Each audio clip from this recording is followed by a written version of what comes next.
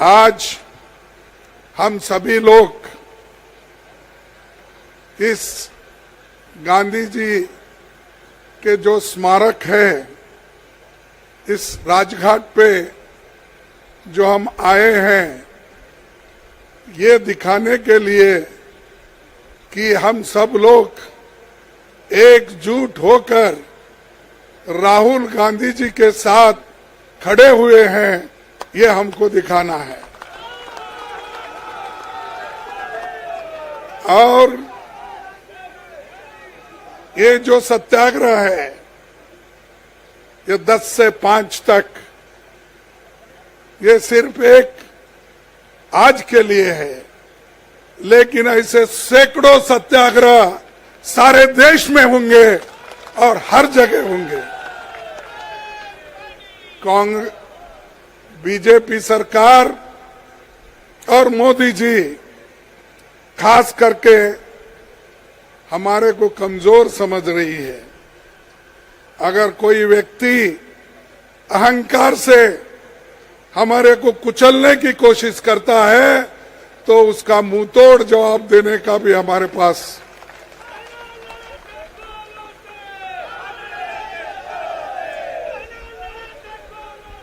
एक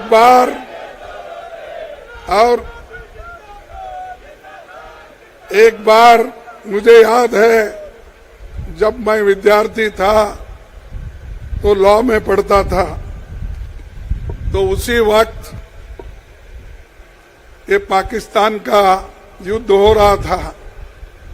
तब लाल बहादुर शास्त्री जी ने एक बात कही थी, हमें कमजोर मत समझो, हमारे पास वो शक्ति है, ईंट का जवाब पत्थर से देंगे।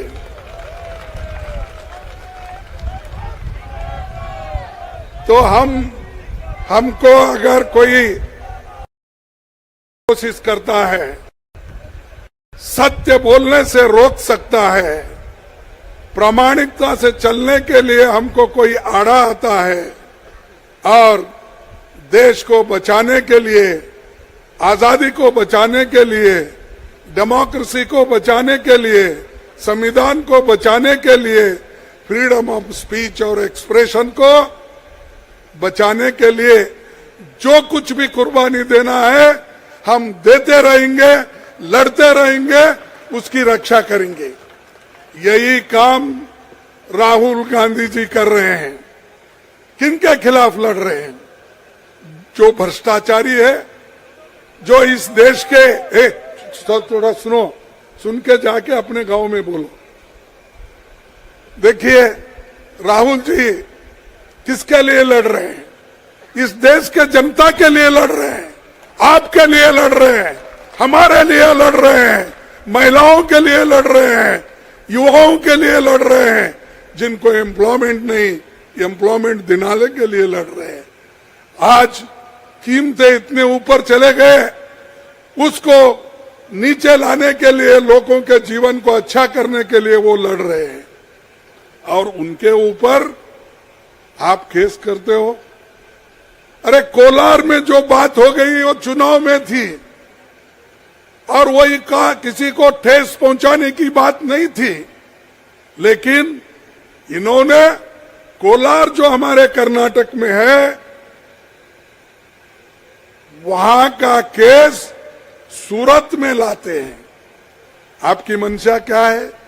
अगर कोई घटना होती है, उसी स्टेट में करना चाहिए था। अगर आप में हिम्मत होता तो वो कर्नाटक में वो केस करके दिखाना था, लेकिन आप कहां पर लाए? सूरत में लाए। और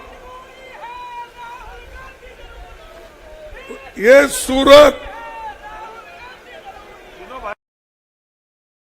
में आप लाए, सूरत में लाकर केस रजिस्टर करके बार बार राहुल जी को बुलाए, उनकी बात सुने, उन्होंने कुछ किसी के खिलाफ नहीं बोले, और कोई ऐसा डिफेमेशन केस नहीं होने वाला था, लेकिन इनको राहुल जी का मुंह बंद करना है। सत्य हैं और लोगों के लिए रखते हैं। वो चाहते हैं अगर राहुल जी का मुंह बंद कर दिए तो ऑटोमेटिक कांग्रेस खत्म होगी, कांग्रेस ये उनके उद्देश्य है। दूसरों नहीं करते क्योंकि वो एक ही नाटक है, सामने झुकता नहीं। उनकी वो लेकिन वो बोलते हैं और जो बोलते हैं वो करके दिखाते हैं। उन्होंने कहा इस देश में सबको जोड़ने के लिए, एक करने के लिए भारत जोड़ो यात्रा निकाली। कन्याकुमारी से लेकर कश्मीर तक 4000 किलोमीटर व्यक्ति ने हिंदुस्तान में पैदा किया, जो सारे लोग जुड़ गए, लाखों लोग जुड़ गए, करोड़ों लोग बारिश में आए और ठंडी में आए, बर्फ में भी आए। ये एक व्यक्ति ने किया और उसको करोड़ों लोगों ने जोड़ा। ऐसे व्यक्ति को इससे डर के, भारत जोड़ो यात्रा को डर के ही ये सब फैसले हो रहे हैं। ये जो हो रहे फैसले इसीलिए क्योंकि वो अगर पार्लियामेंट में रहे तो अदानी का इश्यू उठाएंगे। जो व्यक्ति उसका जीवन का 2014 के पहले 3000 करोड़ का था, फिर उसको बढ़ते बढ़ते 50,000 करोड़ हो गया, फिर और बढ़ते 2 लाख हो गया और आखिरी में सिर्फ 2.5 साल में 12 लाख करोड़ उसकी संपत्ति हो गई। कैसा हो गया भाई? यही हमारे राहुल जी ने पूछा। सिर्फ 2.5 साल में अगर एक व्यक्ति 12 लाख करोड़ रुपए कमाता है, आया कहां से, दिया किसने? और उसके अदानी के साथ आप फॉरेन जाते हो, उसको लेकर अपने साथ जाते हो। जब प्रधानमंत्री बनने के लिए यहाँ आए, शपथ लेने के लिए, उसके स्पेशल अपने विमान में आते हो। ऐसी बातें अगर पूछते हैं हम देशद्रोही होते हैं। ऐसी बातें अगर हम जनता के सामने, जनता के लिए रखते हैं तो मोदी के लिए ये जरा तकलीफ की बात है, क्योंकि मोदी जी हमेशा चाहते हैं इस देश में कोई बात ना करे उनके खिलाफ, इस देश में कोई सत्य उनको बताने की जरूरत नहीं है। तो इसीलिए राहुल जी एक बात कहे, मैं तो किसको डरूंगा नहीं और सत्य से चलूंगा, गांधी जी के मार्ग पे चलूंगा और अहिंसा से लड़ूंगा। मैं अहिंसा के तरीके से लड़ूंगा। कहीं मार्चो किसी को डराना धमकाना का कोशिश नहीं है। लेकिन मैं एक बात पूछना चाहता हूं, राहुल जी चुनाव में जो भाषण किए उसका अब 2-3 साल के बाद ये हो रहा है। ऐसे कितने भाषण मोदी ने किया? मोदी ने तो इतने गलत लफ्ज गांधी फैमिली के खिलाफ किया, दूसरा कांग्रेस के खिलाफ किया, और वो आदमी खुद उसको तो डिफेमेशन केस में डालकर अब तक शिक्षा देना चाहिए था। लेकिन हमारे देश के लोग बड़े लिबरल हैं कि बोले चलो एक आदमी बोलता है तो उसको इग्नोर करो। इन्होंने यही बोला था अहमदाबाद में जब हजारों लोग मर गए थे, उस वक्त किसी ने पूछा, जर्नलिस्ट ने, कि इतने लोग मर गए हैं, आपको दुख नहीं होता क्या? तब उन्होंने क्या कहा कि ड्राइवर तो मैं नहीं था, मैं बाजू में बैठा था, लेकिन ड्राइवर ने गलती से अगर किसी कुत्ते को मारा तो दुख तो जरूर होता है, लेकिन जनता को, लोगों को उन्होंने कुत्ता कहा। और ऐसा आदमी आज ओबीसी की बात करता है। अरे भाई, आप तो नीरव मोदी ओबीसी है, हाँ, मेहुल चौकसी ओबीसी है, ललित मोदी ओबीसी है। अरे ये तो देश का पैसा लूट के भाग गए।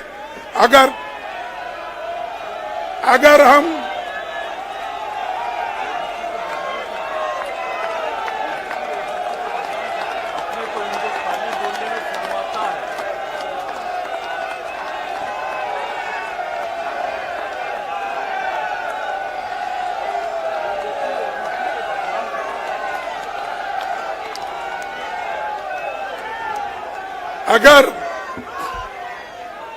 अगर ये भगोड़े हैं और भगोड़ों को बोले तो आपको क्यों दर्द होता है? आपको तो नहीं बोले, वो आपका नाम लेकर नहीं बोले, उन्होंने जनरली बात किया। ऐसे भगोड़े हमारे देश में हैं जो बैंक का पैसा लूट रहे हैं, LIC का पैसा लूट रहे हैं। छोटे मोटे लोग जो डिपॉजिट रखते हैं बैंकों में, LIC के लिए जो अपना पैसे भरते हैं अपने जीवन के लिए, वो पैसा किसी को आप दे रहे हो, जनता का पैसा लूट रहे हो, वो लूटना बंद करो, ये राहुल जी कहते थे। लेकिन उनको ये पसंद नहीं था, इसलिए ये पसंद इसलिए नहीं है, ये कहीं ना कहीं उनको लगती है बात। अरे भाई, अगर आप देशभक्त हो, देश के लिए इतना आपके पास बहुत, उसके बारे में आप बहुत ही चिंता करते हो, तो ऐसे लोगों को क्यों शिक्षा नहीं देते?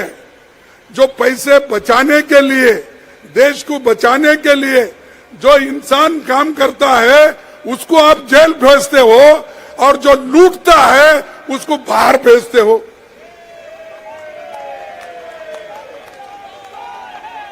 तो इसलिए भाइयों, सिर्फ हम लोगों के लिए नहीं, सारे देश के लिए और सारे देश में डेमोक्रेसी कायम रखने के लिए, लोकतंत्र कायम रखने के लिए हमको लड़ना है। मुझे खुशी इस बात की है ये तो बोला था, मुझे खुशी इस बात की है कि सारे पार्टियां, सभी अपोजिशन पार्टी एक होकर राहुल जी के साथ खड़े हुए। मैं उन सबको धन्यवाद देता हूं, उन सबको शुक्रिया अदा करता हूं कि जो ऐसे वक्त में लोकतंत्र को बचाने के लिए हमारे साथ खड़े हुए हैं। हर एक ने बात की, मैं उनको धन्यवाद देता हूं, 100 बार धन्यवाद देता हूं। और ये लड़ाई ऐसे ही कायम रखने के लिए हमको भी कोशिश करना है। ये एक दिन की लड़ाई नहीं, कामयाब होने तक हमारी लड़ाई जारी रहेगी।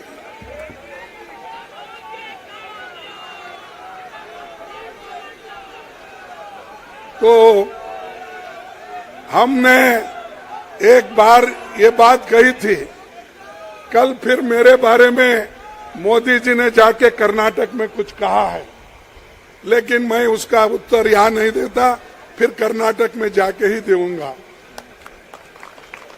लेकिन मोदी जी और शाह, ये ईडी वाले हैं, सीबीआई वाले हैं, इनको तो जनता से डेमोक्रेटिक तरीके से लड़ना नहीं आता, वो दबा के सबको कुचल के लड़ना चाहते हैं। तो मैं एक बात कहूंगा, खूब करो मोदी जी कोशिश हमें मिट्टी में दबाने की, खूब करो मोदी जी हमें मिट्टी में दबाने की, लेकिन आपको नहीं मालूम हम बीज है, बार बार उगते रहते हैं।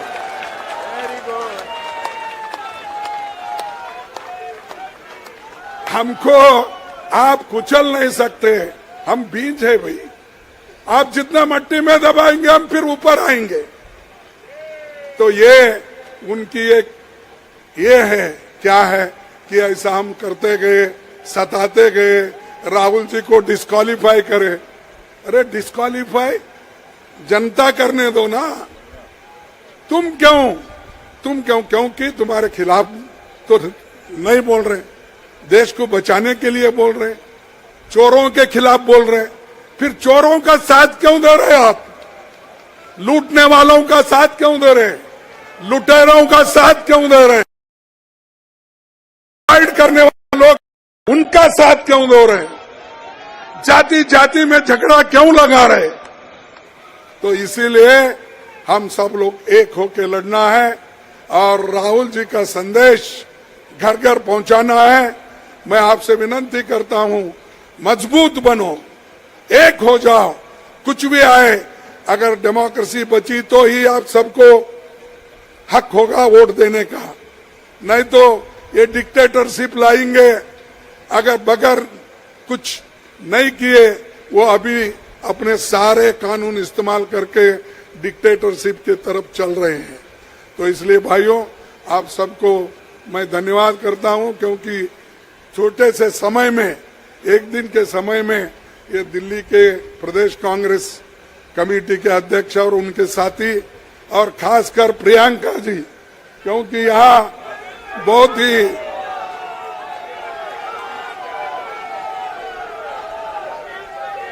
तो उनके कॉन्स्टिट्यूंसी, उनके प्रदेश के, उत्तर प्रदेश के भी लोग बहुत आए हैं और सभी लोग मैं देख रहा हूं यहां से कोने तक लोग लगे हैं, यहां से कोने तक लगे हैं। आप पीछे मोड़ के देखिए, तो ये जोश लोगों में है, इसको कायम रखना चाहिए। इतना कहते हुए मेरे भाषण को समाप्त करता हूं। जय हिंद, जय कांग्रेस। मैं बोलूंगा जय हिंद, आप बोलिए जय हिंद। अरे मोदी अगर सो भी गया है तो जागना चाहिए। जय हिंद, जय हिंद। राहुल गांधी, राहुल गांधी, सोनिया गांधी, सोनिया गांधी। धन्यवाद आपको और एक बार।